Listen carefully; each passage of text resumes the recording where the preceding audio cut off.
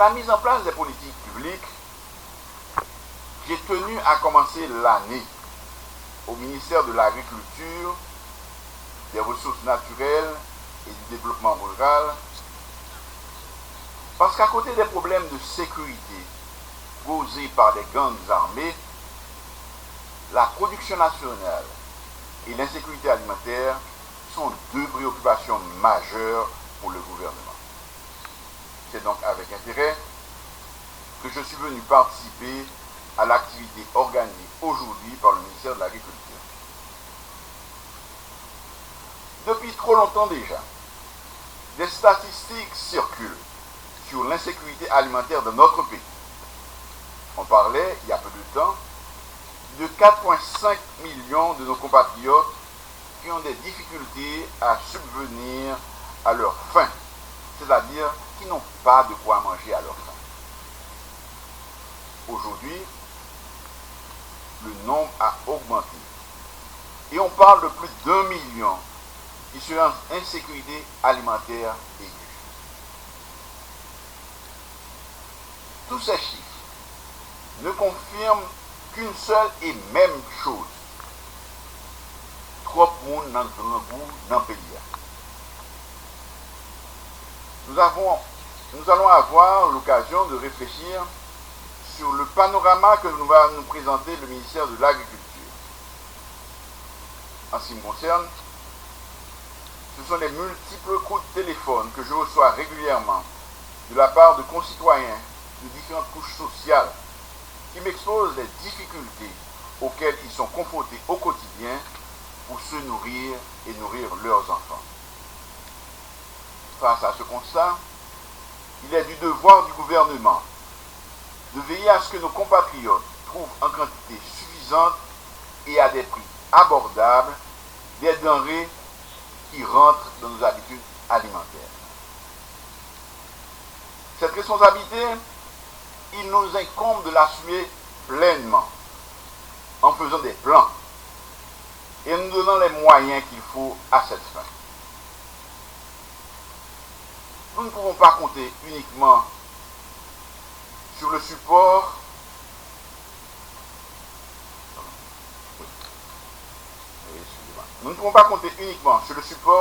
des agences humanitaires que nous remercions pour leurs actions pour venir en aide aux plus démunis.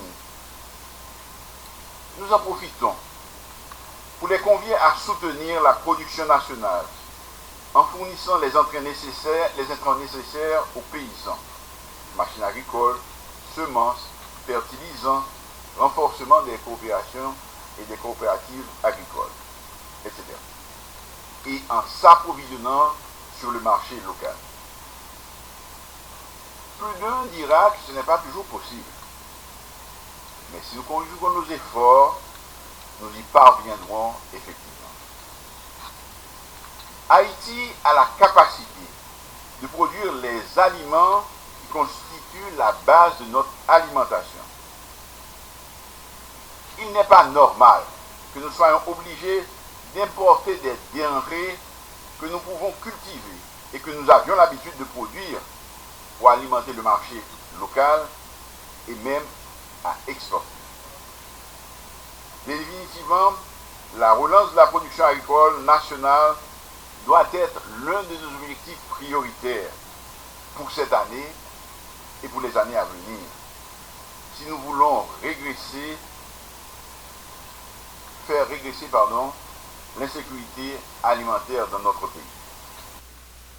Je me réjouis d'accueillir pour la première fois, depuis mon accession à la tête du ministère de l'Agriculture, le Premier ministre Ariel Henry, accompagné des membres de son cabinet ministériel pour la présentation publique du vaste programme gouvernemental de promotion et de protection sociale.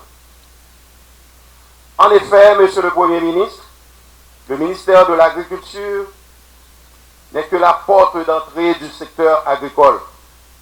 Il accompagne les agriculteurs dans les 10 départements géographiques du pays et intervient sur les 27 750 km².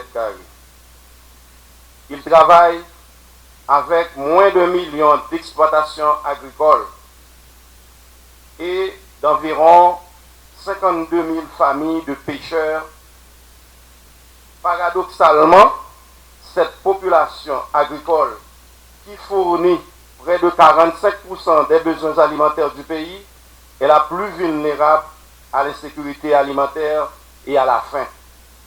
Cette agriculture, malgré cette fonction qui lui est dévoyée, est une agriculture de subsistance caractérisée entre autres par une faible production de travail résultant de la rareté d'intrants adaptés et des techniques de production peu modernes.